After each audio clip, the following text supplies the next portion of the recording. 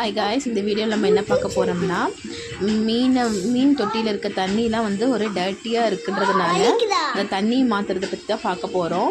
எங்கள் அக்கா பையன் தான் இது பண்ணுறான். அவனுக்கு இந்த ஃபிஷ்ஷு வளர்த்துறதுலாம் ரொம்ப பிடிக்கும். ஒரு 2-3 இது வச்சுருக்கான். இப்போ ஒரு மீன் தொட்டியில் இருக்க தண்ணியை மட்டும் மாற்றிட்டு மீனை வந்து இது பண்ண போகிறான். ஃபஸ்ட்டு இந்த பாத்திரத்தில் மீனெல்லாம் 1 by 1 ட்ரான்ஸ்ஃபர் பண்ணிவிட்டு அப்புறமா அந்த தண்ணியை மாற்றிட்டு அந்த பாட்டிலை நல்லா க்ளீன் பண்ணிவிட்டு அப்புறம் புதுசாக தண்ணி ஊற்றிட்டு அப்புறம் ஃபிஷ்ஷை வந்து அதில் ட்ரான்ஸ்ஃபர் பண்ணுவான். அவன் பாருங்கள், அவன் அடிக்கடி பண்ணியிருக்கான். அவன் பாருங்கள் ஈஸியாக ஹேண்டில் பண்ணுறான்.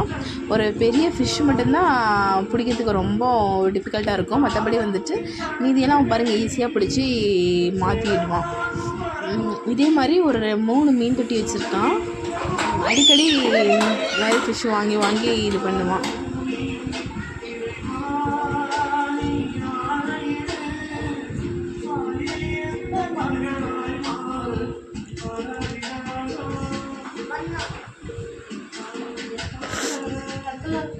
ஒன்று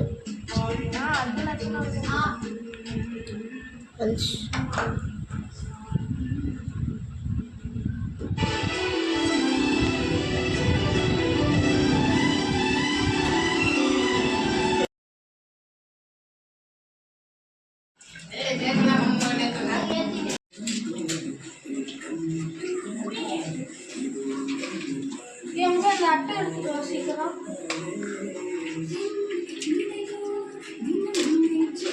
நீ அந்த அட்டை எடுத்துக்காதீங்க.